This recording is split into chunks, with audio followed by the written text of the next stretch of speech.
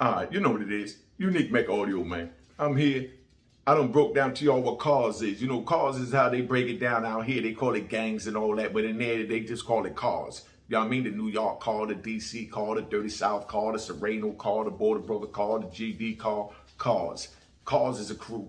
All right? That's what we called it back in the day. Now y'all call it a gang. Now, just so you understand, we have the police within the system that's in charge of the system that is called SIS. SIS is like the FBI for the prison. You know what I mean? The FBI for the prison. So let's get into this. This is going to be good now.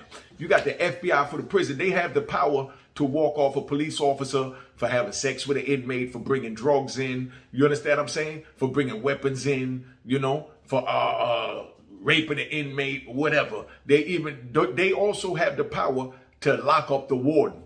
You understand? So this executive branch above the warden in the prison, that if the warden is doing something wrong or illegal, they have the power to lock up the warden. That's called the SIS, Special Investigation Services. You know what I mean? They the ones that monitor the phone, make sure you ain't sending out no hit, bringing drugs in and all that.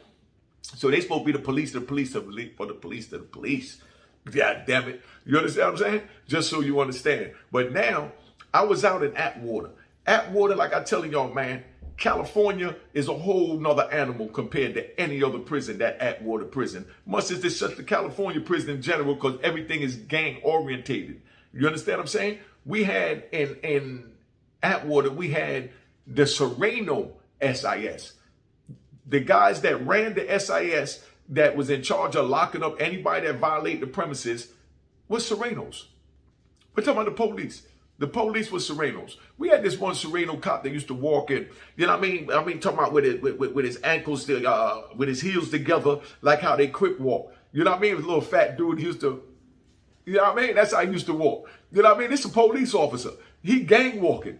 You know what I mean? So when you see this, you wonder like, where the hell am I at? So now they were so connected and they were so corrupt out there. I'm just giving it to you raw. They were so corrupt out there. They had the biggest gambling ticket on the compound. The biggest gambling ticket on the compound. Meaning if you want to put in a ticket to bet on a game or whatever, you know what I mean? The biggest ticket, other men have it, you know, you got East Coast ticket runners, you know what I mean? Ticket man, then you got West Coast ticket man, Midwest ticket man, so you got all types of stuff. But for the biggest one on the compound that had the most money was the SIS. You know what I mean? They used a black dude, and what's crazy is the Serenos inmates is not allowed to deal with blacks on any level, even business. But the Sereno police was able to do what they wanted to do. You understand what I'm saying? So it was like a fine line. So the SIS, they had a black dude that ran the ticket to camouflage that it was a Sereno ticket. You know what I mean? So now when that dude gets hit, right? When that Sereno ticket get hit that the black dude is running, when I say hit, meaning somebody, you know, hit the joint for like 100 books, 200 books, because sometimes they might lose 1,000 books in one day. If they run out of stamps to pay, what the SIS now do is he then go and he starts shaking down the other ticket man. You understand what I'm saying? So when he shake down ticket man, he know they got 200-300 books and they sell it anytime. They stash man got 200-300 books at any time. So they go take the tickets. They go take the ticket money from the other ticket men to give it to fund their joint. You understand? And if a dude hide the stamps too good and they can't catch the joint, you understand? If they can't catch the ticket men to get the money, then they start hitting the drug dealers. You know what I mean? So they take the stamp from the drug dealers to fund the tickets. You understand? So now that's how that works. Just so you understand, right? But then now these same dudes, they took tobacco out the prison. So now they take it out the prison. So if you want to buy tobacco, police got to bring it in for you or whatever. You understand what I'm saying? So now the SIS is supposed to catch the police bringing in the tobacco. You know what I mean? But not in this joint. You know what I mean? Because you got certain police that, you know, black police might work with black inmates and bring it in for the Bloods Crip, New York car, DC car, GD car, whatever car, Dirty South or Louisiana, whatever. You know what I mean? And you send them the money. It's like $500, you know what I mean, for a carton is what we pay them. You know what I mean? The police get paid $500 a carton. You know what I mean? When it only costs like $100 on the street. In California, probably $80 for the carton. So they make a little $400 and change. You know what I mean? Profit off of each carton. So you send them $5 grand, they bring you 10 cartons. They don't bring them all at once. You understand what I'm saying? I'm not going to get into how they bring it in because, like I said, my channel, I'm just trying to give them information to prevent the youth from going down the path that I went down from my choices by letting them know the real of what I experienced. You understand what I'm saying? So could you imagine you doing your thing, you making your money, and even if you don't hustle, the police come shake you down and you got 50 books in your joint because you just hit a ticket for 50 books. That same ticket man you hit for the 50 books, you know what I mean? He might drop a note and tell the SIS, go get that. I just gave him 50 books and him 100 books, him 100 books, and I need books. You understand? Now, what are the benefits for it? You say for the terreno, I mean for the police, the benefits is they get paid in stamps. You know what I mean? They get paid in stamps. These flat books. I'm gonna break that down. And you know, that's for the tickets and stuff like that. But when you talk about sending out $5 grand and all that, you usually do that street to street. You have your family member send a cop $5 grand and he bring you in and, you know what I mean, a couple of cartons, you know, a week, or some of them bring in a whole 10 cartons. Because they wasn't searching, they wasn't doing none of that. You know what I mean? Now they are, because cop got caught out there. Of course, it was a black cop because one of the somebody told on him. You know what I mean? We don't know who told on him, but they done told on him, busted the black cop for bringing it in. So now you do that. You understand? So now what they do is the mail comes in a big ass mail bag like this. You know what I mean? Big mail bag. And that's what the mail come in for each unit. You understand? So now you'd be at Mainline. You know, Mainline is the kitchen at lunchtime. You know what I mean? Mainline is the kitchen. And they call it Mainline because that's when you got your AW warden, your unit manager, unit team, you know what I mean? The maintenance man, and everybody's up there. So if you got any complaints, you can see them directly to speak to them during lunchtime at what they call Mainline. You understand? So now Mainline is when everybody go. So what SIS police do now is, you know what I mean? They make sure on Thursdays, you know what I mean? On Thursdays is when they sear the chicken. That's chicken day. That's when they have fried chicken or baked chicken. That fried chicken, when they had that, the whole jail come. Everybody eat chicken, not just blacks. And I'm not being stereotypical, I'm not being disrespectful, but everybody eat chicken. I'm talking about the whites is there, the Jews is there, the Chinese is there, you know, the Russians is there, everybody there for that fried chicken, man.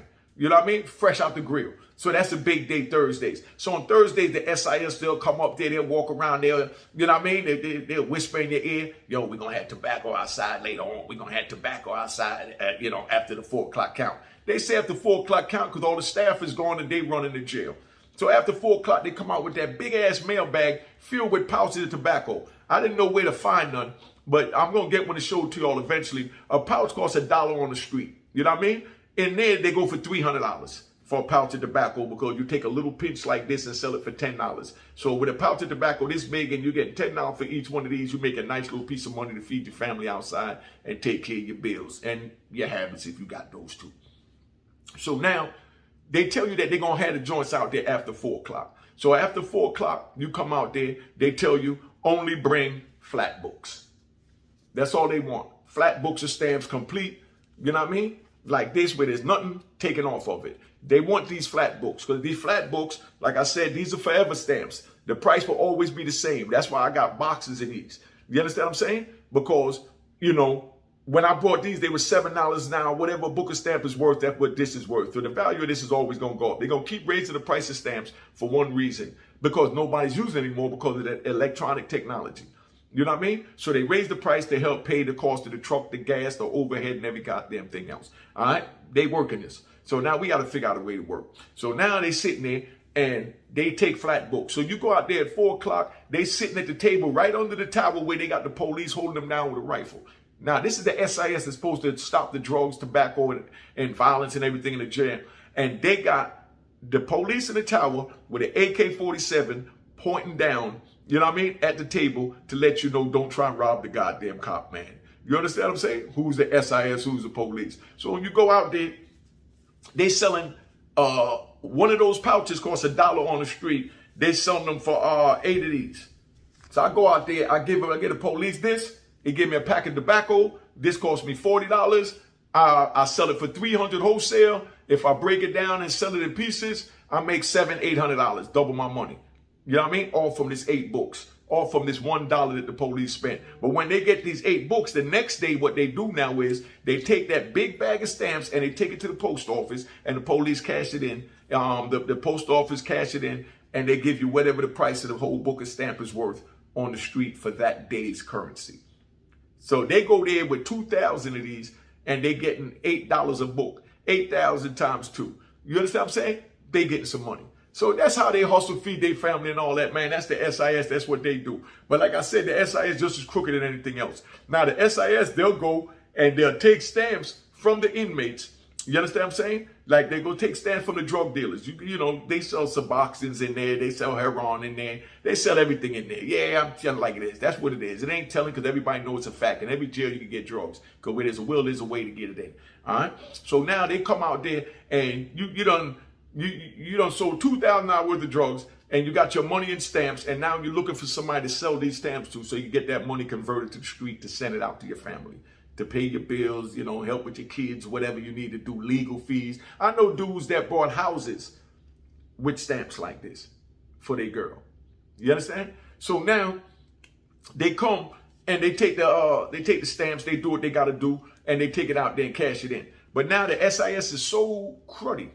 What they do is a dude would go to the SI and say, look, man, I'm messed up. I owe some money. If not, they're going to stab me up. I need some stamps. SIS tell them something like, all right, well, you tell me where there is some stamps. And if it checks out, I'm going to break you off. So, you know what I mean? So the SIS is a stick-up kid. Let's not get that confused. The SIS is a stick-up kid. SIS say, yo, tell me where it's at. They'd be like, oh, man, you need this hit ticket for 500 books. So now they run, go grab that little 500 books, and they might give the dude 100 books or 50 books or whatever. You understand what I'm saying? And now he go on. So they tell the SIS where the stamps is for them to get a percentage of it. Then they also got it where when the SIS want to know what's going on, they go to a dude that they know is a gambler or he always getting high. He got a habit. The same way you go to a crackhead or a dope fiend out here and they tell them, look, I got these 10 books of stamps for you. I want to know what the blacks are planning. What the Serenos are planning, what the Louisiana car's planning, what the Dirty South car's planning. I give you 10 books or I give you 50 books. You understand what I'm saying? All you got to do is tell me where. Nobody will never know. You understand what I'm saying? You come up to the lieutenant office. I'll call you up there. Like if you got an incident report, I'll give you the stamps. You understand what I'm saying? And so on and so on. So we watch the window so you go to the lieutenant office. Now so you understand, so you know how this is played. When you're in the prison, you don't go nowhere near the police without bringing a homeboy with you no matter who you are. Even though they know you're not a rat. Like, you know, I just, you know, hooked up my man Antone White. You know what I mean? I was with my man Lou Sims. I was with Farris. You understand what I'm saying? Meaning, it don't matter what name you got. Unique. What name you got. When you go in front of that police, you can't go to that police by yourself. You got to have somebody else with you. So if a dude say, I saw you talking to the police up at the lieutenant office, saw you talk to the police in the ball field, somebody got to be able to say, no, I was there. I heard what he said. You understand what I'm saying? Because if you by yourself and you talking to them, now it's going to be a bone on you that you working with the SIS to get these little funky ass stamps to be penitentiary rich. Y'all understand what I'm saying now? This making sense to you? Pay attention now. I'm giving y'all the game how I'm going to school. I talked to a couple of people I ran into yesterday. You know what I mean? I didn't even know them. I ran into some people yesterday, came up on me, shook my hand, said they really enjoyed, you know, my prison talk because they get to experience prison from their living room without having to go to prison. They get to know the politics and everything that go on. But like I said, one thing on my channel is I don't call names in a negative way. I don't talk about cars in a negative way because they got men from all different geographical locations. They got men in all different crews, gangs, cars, whatever you want to call it. So I just give the real, and if it's something, you know what I mean, I'll leave the name out, but I'll tell you the scenario. That's how I run my channel. You know what I mean? Because I don't believe in telling under no circumstances. I don't agree with it, don't side with it, don't co-sign that crap or none of that. You know what I mean? But if you telling, when you get caught, you got to deal with your consequences. Don't get mad when the Grim Reaper come and they come out. Because what's in the dark gonna come to the light. So the dudes that be running up there trying to catch the SIS, you got dudes that go in the kitchen, they act like, you know, they waiting on their trade, they forgot to give them something, they talking to them about a job, whatever to hang back so that they could try and catch the SIS after the other 1,500 men walk down the walk. You know what I mean? And then now here you come and somebody coming from medical and see you in the hallway talking to the police. Even if you're talking to the police, telling them, why y'all keep shaking my cell down? Why y'all keep bothering me? They don't care about none of that if you ain't got somebody with you to hold you down. Because if you wasn't telling nothing, it wouldn't be no problem having somebody hear what you got to say to them. Because you ain't talking to them about nothing private because you don't know them, right or wrong. You understand what I'm saying? Now, dude catch you talking to the police up there You understand? And say, man, I seen such and such from your car talking to the police. You understand? That person that's in charge of that car is going to confront that person, you know what I mean? And they're going to discipline them. 9 times out of 10, discipline, they got to leave the compound because you're a rat. We don't need no rats amongst us because we don't want the other cars thinking that we weak and we harboring rats, because we talking about the penitentiary where all that crap y'all talk about out here, there's no rules, there's no this. Of course there's none out here. Y'all have no consequences. Y'all have no consequences to your actions. You go in these goddamn prisons, you got rules and consequences and all that crap y'all on there talking over here on YouTube, that the game is dead, the code is dead, all that is real comfortable behind the keyboard, you know what I mean? And on your phone. You understand? But when you go in that prison, you got to answer to that knife. And they got something that we call a bone crusher.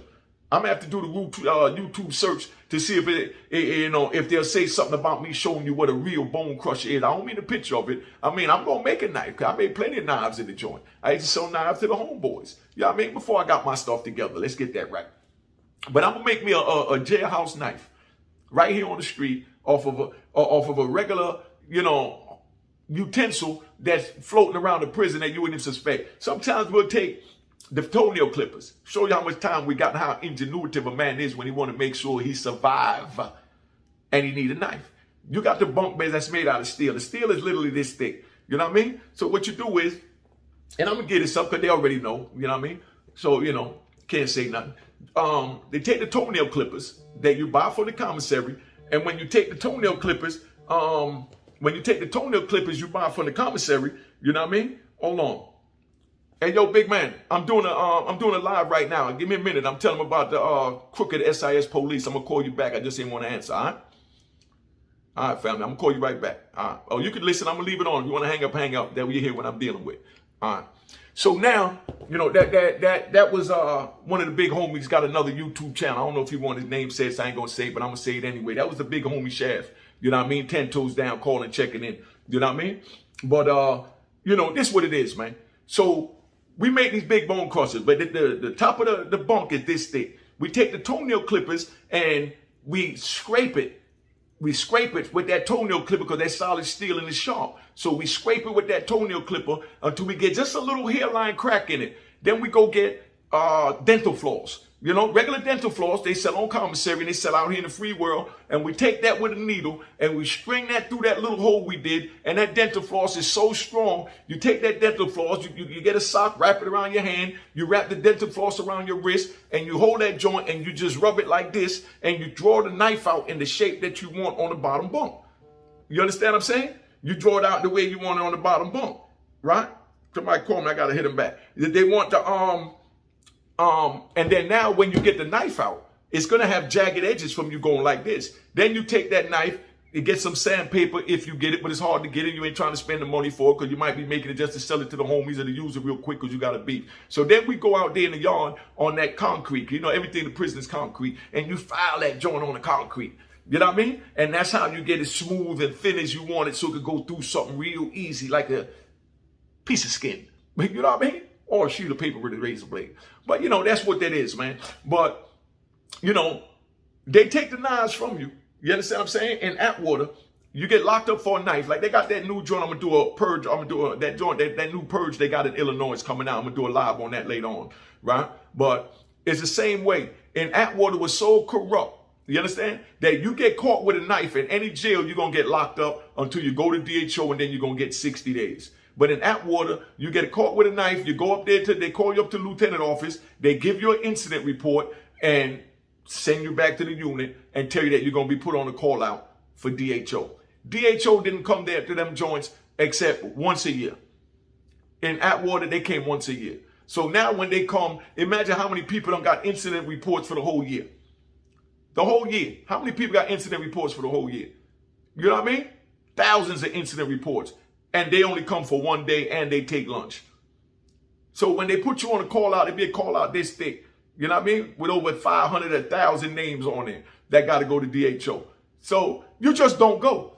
And then they'll put you on the next one, but you won't get a sanction for it because you never went.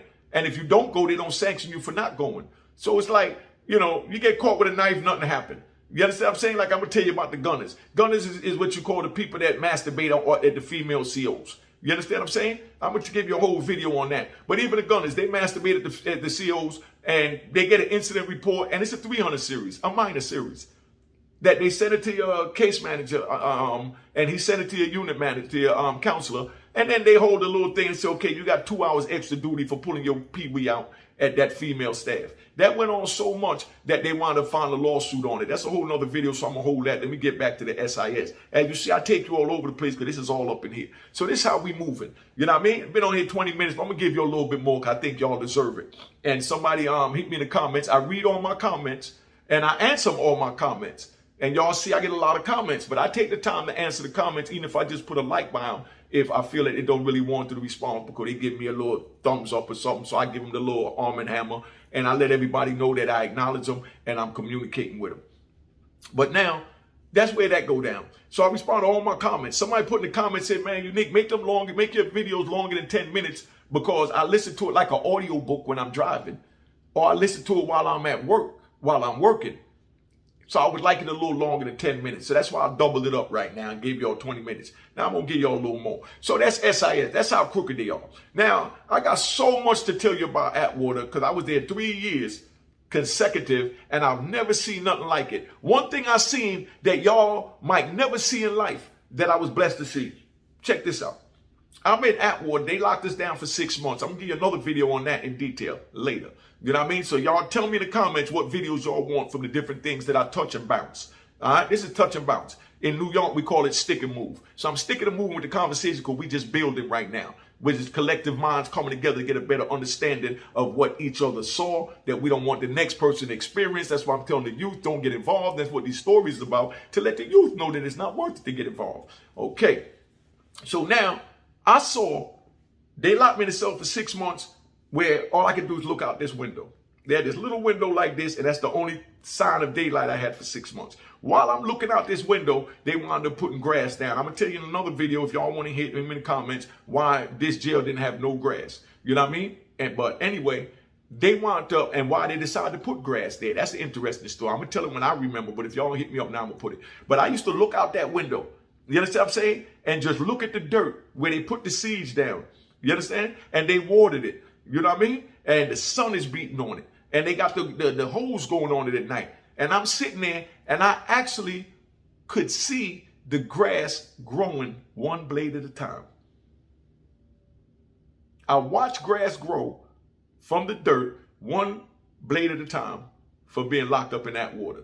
They had some miracle thing that they came there, they sprayed the whole joint with some green stuff, and by the next morning, the grass started spurting out. So you can literally sit there, and while you're looking, you'll see the grass popping up in front of your face. I don't know what technology got out there, but they got some instant grow grass, because we was in the desert, but they came with something that they sprayed it with, that the grass came up in 24 hours. And you can literally sit there all day and watch the grass get bigger. So you're looking at it, you know what I mean? Take your eyes away from it and you look and you say, okay, well, the grass is this big, so it's up to that crack in the wall right there. So that's where it's at. So you sit there and you watch it and you turn your head for a minute, you look back, and now the blade is this big. And you see it above the crack that you were looking at. But this is how much time I had on my hands, man. So I'm telling y'all, if y'all don't want to have to go through this crap, don't go do it, man. So you ain't got to do it. But I'm going to tap out right now because I want to get this video up to you.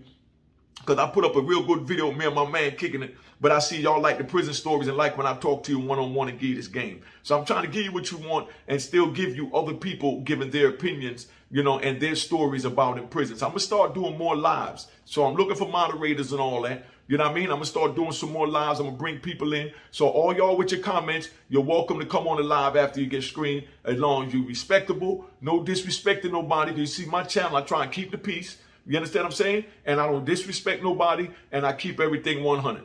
You know what I mean? So I'm getting ready to tap out. But, you know, my new saying, you know what I mean? Let's not forget, you know what I mean? I'm penitentiary rich, baby. I'm penitentiary rich with all these stamps. So remember to like, subscribe, and share. Like, subscribe, and share. And don't forget, cop your book of Rowan Harlem, man. I'm going to start doing this at the beginning of the joint, but I don't like to try and sell nothing before I even give you what you came for. So remember, get your book of Rowan Harlem at rowanharlem.com. You get the book or you get the audio book over there. And let's not forget, just so the young dudes remember that try and say there's no code, and I'm letting y'all know it's a code on the inside side and the consequence to the code on the inside. If a young boy tell you there ain't no code, you understand what I'm saying? Get him one of these shirts, man. Get them one of these shirts. You know what I mean? You have the right to remain silent. Anything you say can and will be used against you, AKA in the hood. Shut the F up. So like, subscribe, and share these videos, man. Because I know y'all know a lot of young people that need this. So don't say I didn't tell you. All right? So I'm getting ready to be out. I'm going to throw a little background behind this. I'm doing the editing and all that myself because I don't like to keep y'all waiting. So instead of me waiting on a cameraman and all that to do it, which I got great cameramen that help out when they can. You know what I mean? I want to get it to you rapidly. That's why I've been putting up the videos regular. Remember, I respond to all my comments, even on my Instagram at Unique Mecca Audio at Instagram and Unique Mecca Audio Hall on Facebook and Yui Mecca Audio on Facebook. I respond to all my comments. If y'all want to DM me, y'all want to talk sensible, I'm over there. I got the time. I entertain and respond to the lengthy comments as well. You know what I mean? But I'm not going to leave you hanging because I wouldn't want you to leave me hanging. So remember, like, subscribe, and share. You know what I mean? And cop the book, Aurora in Harlem. All right? At aurorainharlem.com. Don't say I didn't tell you. All right? So big shout out to all the cars, man. All right? We're in the house. Get his book out now. Cheers, cheers, toast the crime, toast the crime, the crime, the crime, the crime. What?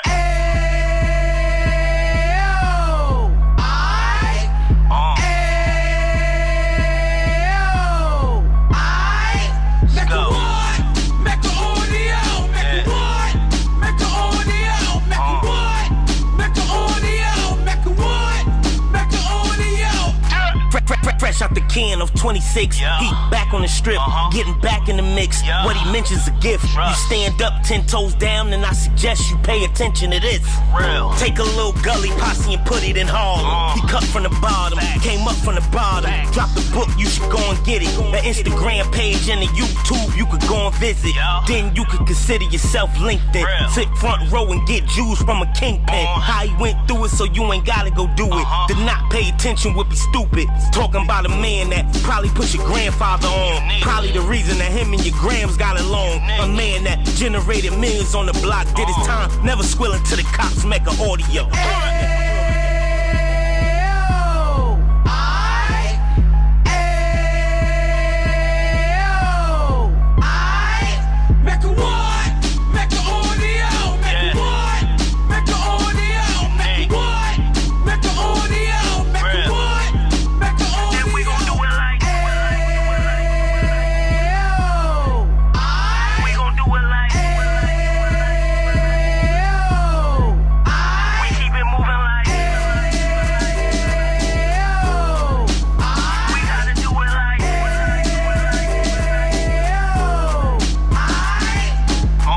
Get it live like 2 G's in the 90s. Drop top beamer so shiny. I let shorty go, she was whining.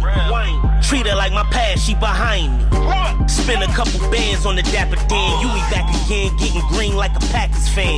No cap, it's a raw in Uptown. Baby horn Uptown, Dominican bust downs. Now we on the positive, we got a lot to give. Now he trying to stop the kids from being inoperative. So take heed, homie, lend an ear. He started in Uptown, he gon' finish dead. But now it ain't about selling drugs, buying cars. It's about buying property to make the community ours. So we can give back to the youth them, cause they the truth them. And bless up to all the